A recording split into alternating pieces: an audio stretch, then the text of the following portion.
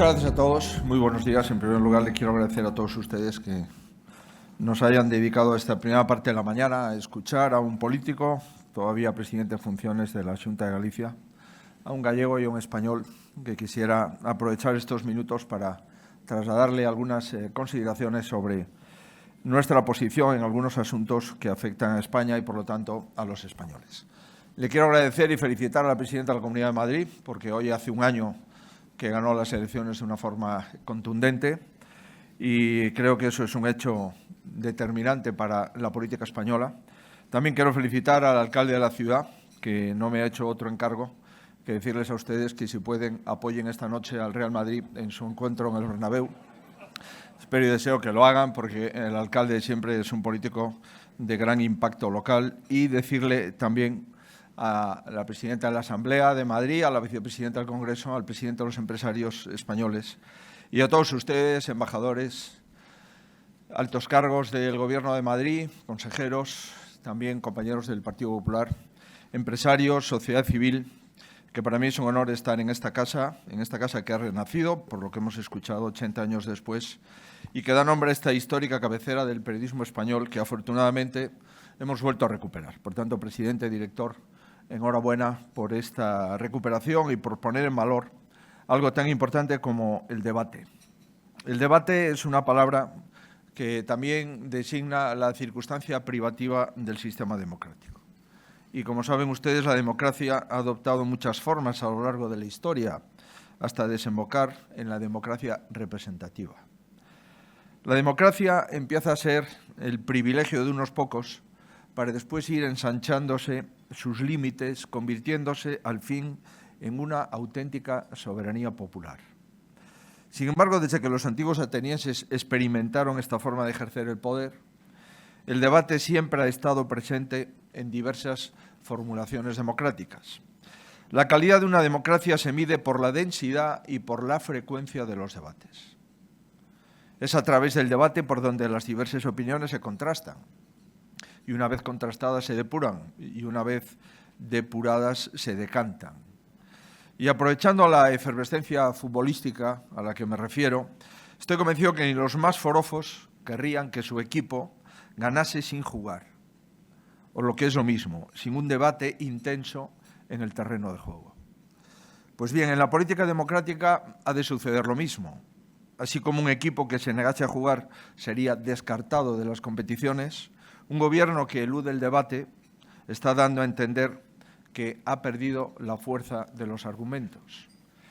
Quien soslaya por sistema el intercambio de ideas evidencia que carece de defensa, de delantera, de línea media, de entrenador, de presidente. Un gobierno así ha reducido todas sus expectativas a una sola: sobrevivir. Sus miembros pasan de ser a estar, de ser gobierno a estar simplemente en el gobierno, sin jugar, sin debatir, limitándose a resistir a toda costa. La prueba de que ese debate consustancial a las democracias vigorosas está ausente, en mi opinión, en la España de nuestros días, la tenemos en lo sucedido hace unas semanas con las propuestas económicas que remitimos al Gobierno hace, insisto, semanas. Nuestra pretensión al remitir esas propuestas era doble. Por un lado, el deseo de cambiar la dinámica de la política vigente en nuestro país, apartando la mera consigna para suplirla con el razonamiento profundo y el intercambio de ideas. Pervertir la política convirtiéndolo solo en una serie de consignas es la herramienta a la que, en mi opinión, ha recurrido el actual Gobierno central para simplificar problemas y soluciones. Sabedor de la escasa sostenibilidad de muchas de sus propuestas, las envuelve en juegos artificiales que desaparecen tras lanzar el destello de luz. El principio y el final del actual Gobierno central se llama la gesticulación. Muchos de los que están aquí conocen mi trayectoria política y saben que esa forma de ejercerla no me gusta, no me representa, ni me parece útil para el interés general. En consecuencia, a estas alturas de mi vida no tengo previsto imitar códigos con los que no me siento cómodo, por mucho que esos códigos estén de actualidad en nuestro país. El respeto institucional que le debo a todos los representantes políticos, coincida o no con sus planteamientos, no lleva aparejado la aceptación de sus reglas de juego, en especial la que rechaza los debates en profundidad. Cuando aceptemos que todo se resuelve en una política de tipo postural, en un intercambio de posturas inamovibles, la democracia en su conjunto entrará en decadencia y estaremos creando un magnífico caldo de cultivo, en primer lugar, para la frustración de la gente y, en segundo lugar, y como consecuencia, para los nuevos populismos. Es lo que, en mi opinión, ha ocurrido en España y es un círculo vicioso que nuestra obligación es de romperlo. Con el Plan de Defensa de las Familias y de la Economía, que remitimos a Moncloa, nuestro propósito, en suma, era ayudar a establecer con el actual presidente del Gobierno un espacio en el que empezaran a encontrarse las fuerzas políticas que hemos sido, desde los albores de nuestro Estado de Derecho, intérpretes de la democracia entendida como un debate de ideas fundamentales. La propuesta no es ni quiere ser una panacea. No se trata de imponer desde el último detalle de la propuesta fiscal del PP, pero sí de aceptar juntos que el camino para ayudar a las familias más necesitadas es bajar los impuestos, al menos de forma temporal, para las rentas más modestas. ¿Para qué? Para poder combatir la inflación que estamos sufriendo y que afecta a todos, y cuando afecta a todos por igual, afecta de una forma más intensa a los que menos tienen. No se trata, como digo, de imponer el 100% de las medidas para revertir la inflación, pero sí de aceptar juntos que hay que tomar medidas para disminuir la inflación. Y, hombre, parece lógico verlas cuando, además, han sido elaboradas por varias personas de la sociedad civil, no solo por los técnicos o los militantes formados del Partido Popular. Digo que tampoco se trata de imponer la remodelación del Gobierno, pero sí de aceptar juntos que en un momento de extraordinaria dificultad para nuestro país, tener el Ejecutivo más grande y más caro de la historia de la democracia en España requiere una reflexión.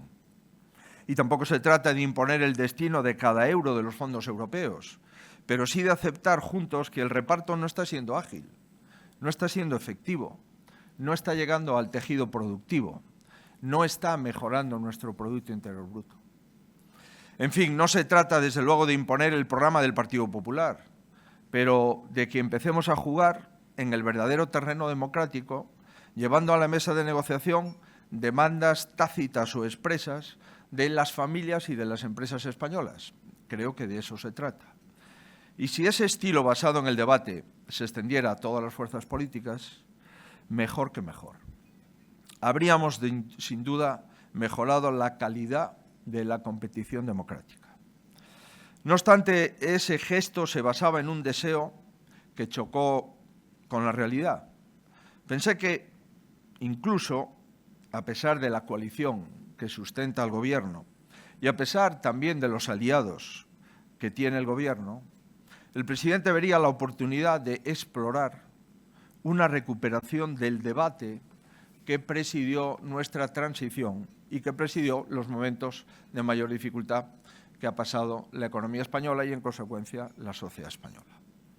Solo pedíamos aislarnos del ruido, contrastar propuestas y, en el peor de los casos, razonar las negativas y los rechazos. Es algo que ustedes y el resto de la sociedad española hace todos los días, en sus casas, en sus trabajos y también en sus círculos de amigos. A la vista está que no fue posible.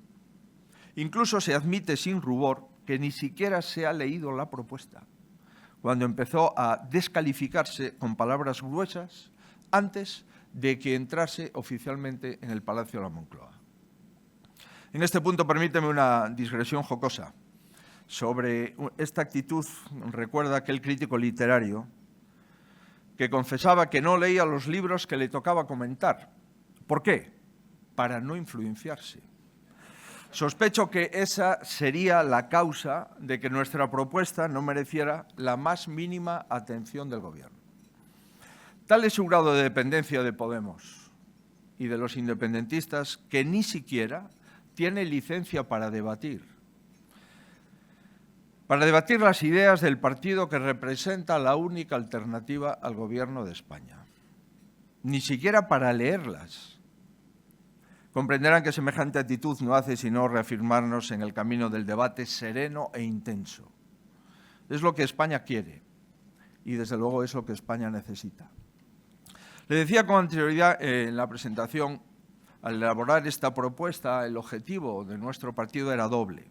Amén de resituar el terreno de juego en la política española, en los márgenes de la razón y de la sensatez, se trataba, en segundo lugar, de exhibir ante la sociedad, los socios europeos, la comunidad internacional, una fortaleza imprescindible en estos momentos.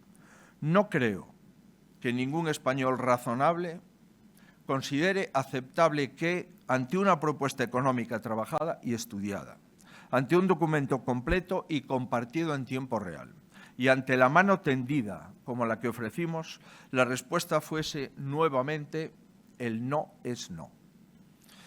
Ante una propuesta para bajar los impuestos a los que menos cobran, para ayudar a las empresas más afectadas por la inflación, para reducir el IVA de la luz y del gas, como han hecho nuestros socios europeos, el Gobierno desprecia al PP y se enroca en un posicionamiento equivocado. Yo comprendo que al Gobierno le molesta que el PP quiera debatir y hacer oposición constructiva. Es más sencillo gobernar a golpe de Real Decreto Ley y escuchar solo a los que no te critican. Comprendo que con 3 ministros acudiendo a inaugurar la manifestación del 1 de mayo, el Gobierno se pueda creer que la economía y el empleo van muy bien. Pero digo que esa no es la realidad, no es la que perciben los ciudadanos, no es la que están padeciendo cada día. Y la obligación de la oposición, y en este caso, además de la alternativa, es decírselo en primer lugar al Gobierno y después, evidentemente, al conjunto de los ciudadanos. Y la obligación del Gobierno debería ser, cuando menos, escuchar y no enrocarse. Con ese no es no, el Gobierno no solo rechaza la posibilidad de reducir la dependencia de los partidos que no quieren a España tal y como es, sino que la acentúa al entregarse en manos de los independentistas, aceptar sus vetos y abrirle las puertas a la Comisión de Secretos de Estado, tras una modificación aberrante del reglamento del Congreso, rompiendo así todos los consensos de los últimos 40 años. Igualmente, no solo rechaza la posibilidad de liberarse del independentismo, sino que la acentúa, incluso comprometiendo para ello la propia seguridad nacional. Lo que estamos viendo estos días con la gestión del espionaje a través de Pegasus parece tener como único o principal objetivo tranquilizar a sus socios independentistas que velar efectivamente por la seguridad nacional. No hay coartada para semejante perversión del decoro democrático. El no a cualquier propuesta, salida de la moderación, se sustituye por el sí a cualquier pretensión de los radicales. El debate consustancial a las democracias poderosas se sustituye por componendas en las que se pone en almoneda la dignidad del Estado. De ahí, en la apropiación del Estado para usarlo como moneda de cambio para la supervivencia de un gobierno. Ahí es donde radica una de las grandes dolencias de la política española en la actualidad. Lo ocurrido en torno a nuestra propuesta y a propósito del decreto de medidas económicas, en nuestra opinión, ilustra la decadencia inexorable de lo que podemos denominar vieja política, tomando prestada al maestro Ortega y Gasset la expresión que emplea en su célebre discurso del Teatro de la Comedia en 1914. Entonces habló de la vieja y de la nueva política. Hoy tenemos un tipo de política que ha envejecido de forma acelerada, tras haber llegado con ínfulas de modernidad. La renovación que prometían se ha quedado en la mera resistencia. La regeneración en ocurrencias que solo producen ruido. ¿Alguien sabe hacia dónde vamos en España? ¿Nos están llevando a algún sitio? ¿Alguien ve al actual gobierno gobernando de verdad? ¿O simplemente siguen resistiendo? Y lo malo es que el presidente Sánchez y los suyos carecen de brújula. Lo malo, todavía peor, es que sus aliados, que reniegan de nuestro Estado, sí tienen brújula, sí tienen objetivos claros y los persiguen paso a paso. Para resistir en el Gobierno, el PSOE ha debilitado al Estado, exponiéndolo a aquellos que no creen en el Estado. Eso es sobrepasar los mínimos límites de sus obligaciones institucionales y no creo que España se lo merezca. Señoras y señores, no quisiera que a esta intervención le faltara un colofón que se basa en un principio básico de la democracia. Lo importante en la democracia no es poder elegir al gobierno. Lo importante en la democracia es poder cambiar al gobierno. Por eso, nada es irreversible. Ninguna situación es inexorable. La política consiste precisamente en luchar contra ese destino que algunos consideran inevitable. Esa falsa idea que se propaga de que hay que resignarse ante lo que está pasando porque representa la única realidad posible, no lo es. Siempre existe una nueva política que suscita nuevos consensos y nuevas esperanzas. Lo digo inspirándome en mis convicciones y también en mi experiencia. Las ideas que se instalan en el lugar y momento oportunos poseen una inmensa capacidad de concitar voluntades. Percibo hambre de estabilidad en España. Lo necesita desde hace tiempo y ahora creo que también comienza a reclamarla. Hay un deseo creciente de sosiego, de tranquilidad y de estabilidad. De nuevo se afianza la idea de que la política no es espectáculo, que se representa en una sala llena de espectadores que una vez finalizada la función se van a sus casas sin mayores consecuencias. Tanto la buena como la mala política tienen efecto sobre nuestras vidas y por eso no hay espectadores pasivos, sino una ciudadanía que puede tomar en sus manos la representación, modificar el guión y cambiar los actores. El cambio tranquilo al que aspiramos empieza fomentando ese debate que se quiere sustituir por un intercambio de consignas, que solo buscan una confrontación que, como casi todas, no lleva a ningún sitio. Siempre estaré dispuesto a intentar convencer a mi interlocutor y también a que mi interlocutor me convenza. Y siempre me tendrán a su disposición para disputar el partido respetando el reglamento, no para aceptar de antemano el resultado que se nos impone. En fin, gracias por su amabilidad al estar aquí. Estoy seguro de que su presencia, más que por la persona de este orador circunstancial, responde a la necesidad de una política reflexiva, de la que algunos ya han abdicado, pero que la mayoría de la nación sigue deseando. Gracias, por tanto, por estar hoy aquí y por ser invitado al debate. Creo que sin el debate no hay democracia. Nada más y muchas gracias. Me quedo aquí. Muchas gracias.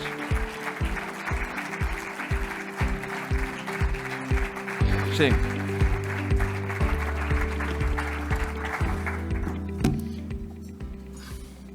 Bueno, viene ahora el turno de un breve diálogo, de unas breves preguntas. En primer lugar, muchas gracias de nuevo, presidente, por inaugurar este ciclo de debates con. Para nosotros es un día histórico porque es el primer acto que el debate organiza en su nueva etapa y yo espero que también sea histórico en tu biografía, presidente, porque es la primera vez que también, de cara hacia la Moncloa, el primer debate que abordas, con lo cual espero que cuando se estudie la historia de España de estos años, pues aparezca este humilde anotación a pie de página de la crónica histórica. Vamos con algunas de las preguntas. La primera es precisamente en función de la propuesta que ha hecho usted de rebajar los impuestos a las clases medias y más desfavorecidas, que, como ya apuntó, apenas si fue atendido por el actual Gobierno, pero podemos estar, ¿cree usted que de alguna manera eso pondría en peligro las cuentas del Estado y haría inviable la sanidad pública y el estado del bienestar, como señala la izquierda? Sí, efectivamente, la primera reacción del Gobierno, cuando estábamos ultimando el texto y cuando nos comprometimos a mandarlo un viernes a Moncloa, antes de ese viernes, si ustedes cogen, están aquí muchos profesionales de los medios de comunicación, la reacción del Gobierno es que esto conllevaba un recorte del estado del bienestar, un colapso de la financiación del sistema de pensiones y una disminución de la calidad de la enseñanza y de la sanidad en nuestro país. Bueno, es una respuesta de manual del Gobierno y es una falta, pues, de un mínimo sentido de Estado de un partido que, cuando está en el Gobierno, tiene que darse cuenta de que ya no puede hablar como partido, sino que ha de hablar como Gobierno. Y mientras el Gobierno no reciba una propuesta, no puede descalificarla. La previsión de recaudación incluida en los presupuestos del Estado para el año 2022 es un incremento que no llega a 9.000 millones de euros. En enero y febrero, datos de la Agencia Tributaria, el incremento de la recaudación en España fueron 7.500 millones de euros. Por tanto, lejos de afectar a las previsiones del Gobierno, lo que queríamos era aprovechar el pagar dos veces por lo mismo, es decir, la inflación, un 40% por encima de la media de la Unión Europea, aprovechar para devolver a las rentas bajas y medias ese esfuerzo que hacen por hacer frente al incremento del precio y hacer frente al incremento del impuesto, dado que al subir el precio sube la base imponible y, manteniéndose el mismo impuesto, la recaudación es el doble. Por tanto, lo que queríamos era redistribuir esos 7.500 millones que habíamos recaudado de más en un bimestre, enero-febrero. Esto es lo que pretendíamos. Y además queríamos hacerlo de una forma temporal y además queríamos hacerlo no bajando el impuesto a la renta a las personas físicas. Otra falacia. Lo que queríamos era actualizar la tarifa, que son cosas distintas. No estábamos bajando los tipos, no estábamos bajando desde el punto de vista fiscal un impuesto. Lo que estábamos era actualizando la tarifa para aceptarla o homogeneizarla con la inflación. La tarifa del impuesto a la renta está sin actualizar desde el año 2008. Desde el año 2008 hasta ahora, a pesar de que hubo momentos de IPC prácticamente en el entorno de cero, incluso algún año negativo, esta inflación se incrementó un 25%. Por tanto, si tenemos una tarifa que no está actualizada y el IPC se ha incrementado un 25%, lo razonable es actualizarla.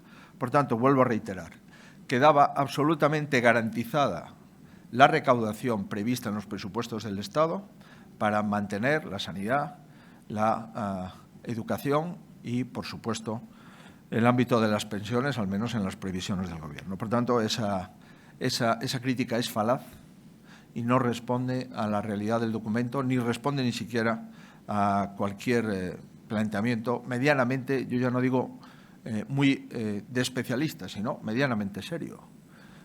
La previsión del Gobierno que ha mandado a Bruselas, con todas las dificultades que contiene, dice que se va a incrementar la recaudación en España en los próximos años 80.000 millones de euros. En este bimestre fueron 7.500.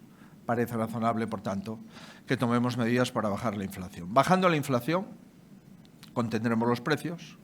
Conteniendo los precios, disminuirá el gasto público y, conteniendo los precios, las empresas serán más competitivas. Nuestras exportaciones serán también más competitivas y la economía volverá otra vez a sendas de crecimiento sano.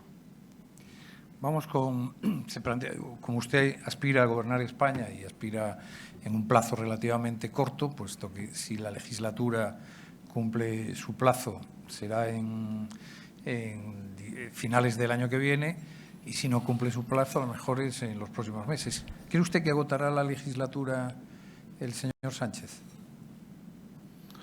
Pues hace falta tener fe para poder darle a usted una respuesta.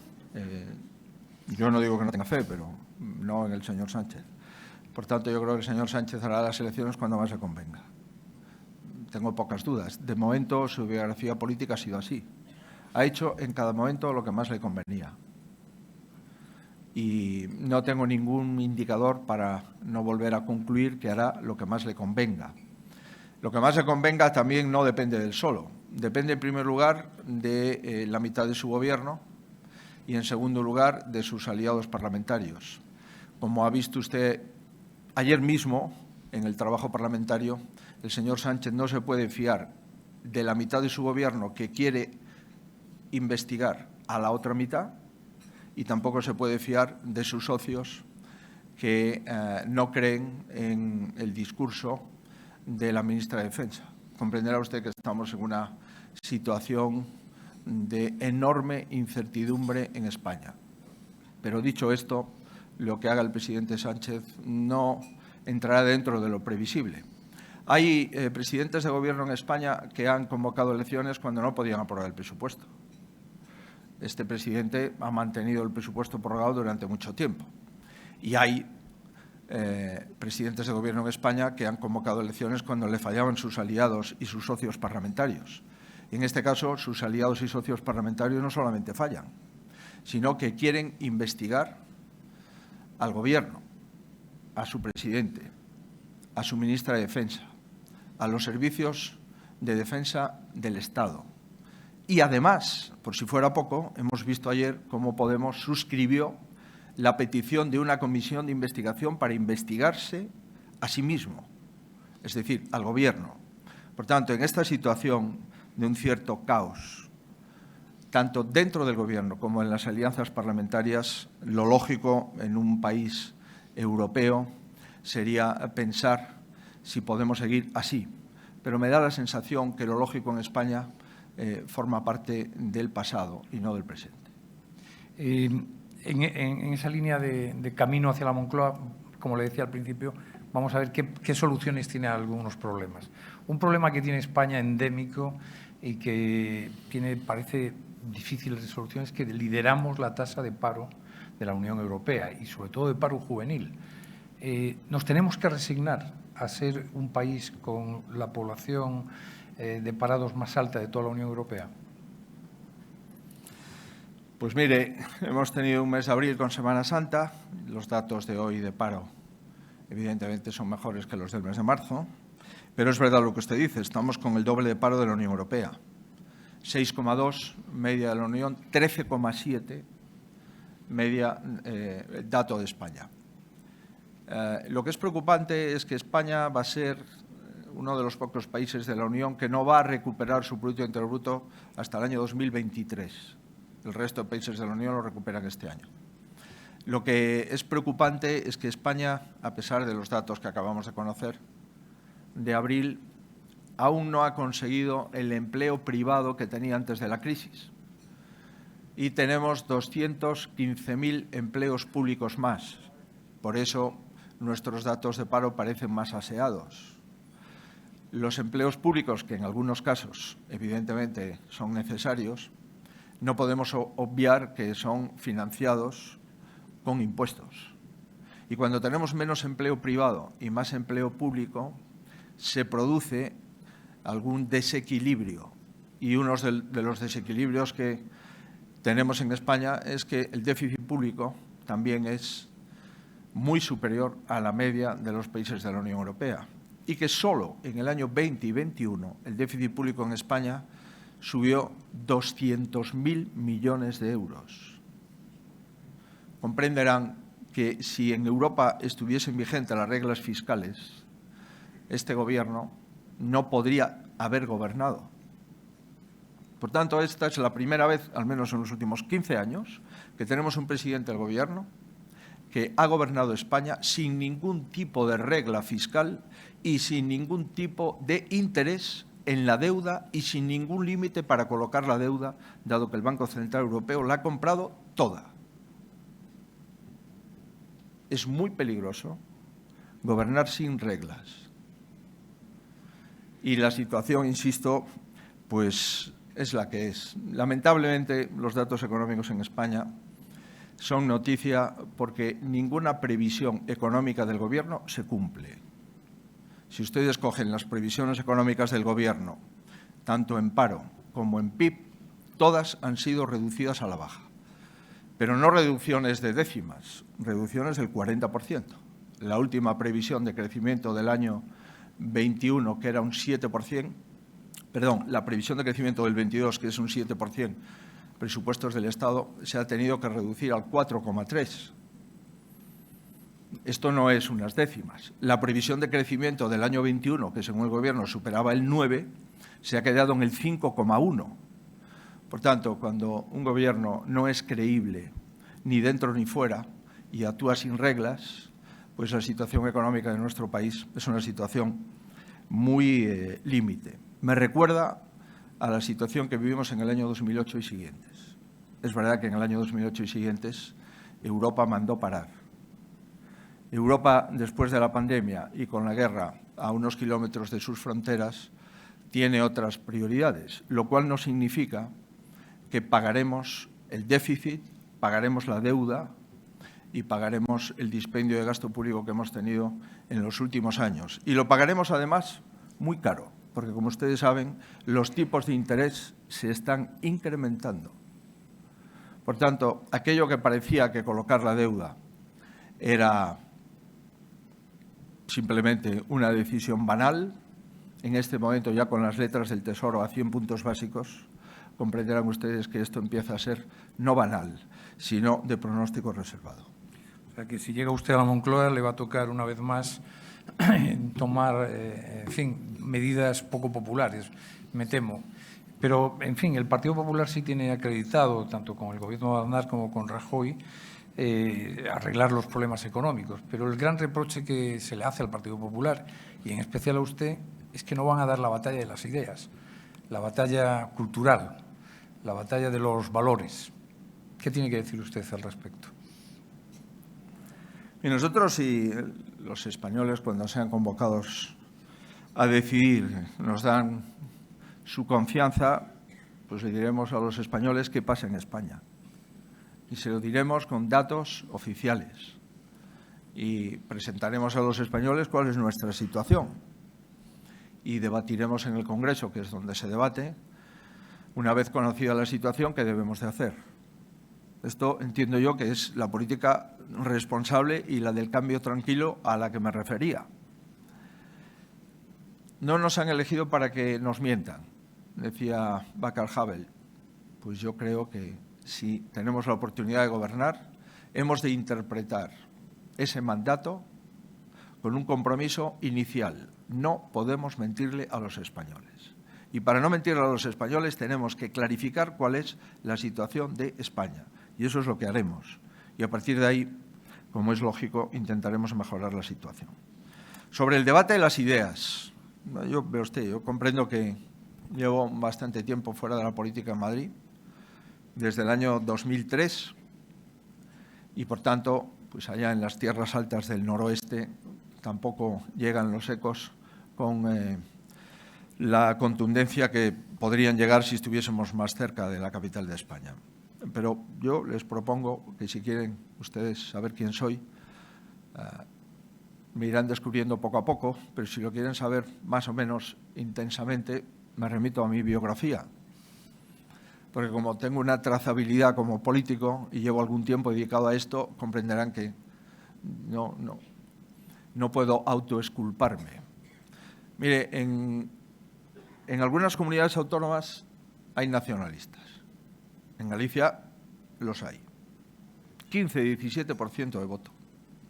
De todas las comunidades autónomas con nacionalistas en España, en el único sitio donde hemos convencido a los ciudadanos de que el nacionalismo es una ideología excluyente, que limita las libertades individuales y que se basa en un relato adulterado, ha sido en Galicia. Por tanto, ¿cómo que no hemos dado la batalla de las ideas? Si hemos preservado a Galicia del nacionalismo. Por cierto, nacionalismo gallego que es aliado en las elecciones europeas a Bildu y Esquerra Republicana de Cataluña. Pues mire, en Galicia Bildu y Esquerra Republicana de Cataluña no han tenido nunca la posibilidad de gobernar, al menos en los últimos 16 años. Yo creo que eso es un ejemplo, para no extendernos, de lo que es la batalla de las ideas. Pero creo que el director del debate dio un dato en el que me siento muy orgulloso, que es en el fracaso escolar. Cuando uno se va de un sitio es bueno saber por lo que se le va a recordar. Nuestro objetivo fue no fracturar a la sociedad gallega. Nuestro objetivo fue aplicar un bilingüismo cordial y nuestro objetivo fue disminuir el fracaso escolar. Llegamos con un 26% de fracaso escolar y nos vamos con un 8%. Eso es la batalla de las ideas, que es el esfuerzo, que es el estudio, que es diferenciar entre aprobar y suspender y entre sumar y restar. Me parece que también eso tiene un pozo de ideas muy importante. Por tanto, el parar al nacionalismo excluyente, el apostar por el esfuerzo y por la formación en las aulas y el gestionar los dineros de los gallegos con rigor, hemos sido la comunidad que menos ha incrementado la deuda desde el año 2009 y tenemos la segunda deuda por habitante más baja de España. Eso también son ideas, no se creen ustedes que simplemente son números. No, yo creo que estamos dando las batallas que nos corresponden por el orden que nos corresponden. Hoy, por ejemplo, la batalla que hemos dado es proteger al Estado. Lo que hemos decidido es votar no a una comisión de investigación que lo único que pretende es desvestir y desnudar al Estado. Eso es una propuesta ideológica clara y profunda. Pedimos que comparezca el presidente del Gobierno para que explique cómo es posible dar una rueda de prensa a las 9:30 de la mañana, un día para acreditar la debilidad del Estado. Creo que eso merece una explicación. Pero lo que hemos protegido es al Estado. Y cuando el Gobierno tiene partidos que no protegen al Estado, la alternativa tiene que proteger al Estado. Y por eso el Partido Popular votó que no a una comisión de investigación antes de conocer con exactitud cuáles son las respuestas del Gobierno que necesitamos conocer en la comparecencia que hemos solicitado. Nos quedan 5 minutos nada más, pero yo no me resisto dos preguntas que me gustaría. La verdad es que tengo muchas y que muchos compañeros han hecho también preguntas, pero bueno, el tiempo vuela. Brevemente, hay un gran debate en este momento de cara. Hoy, además, un periódico ya apuntaba que podían unas encuestas que, junto con Vox, usted podía gobernar ganar las próximas elecciones y gobernar. ¿En qué se diferencia el Partido Popular de Vox?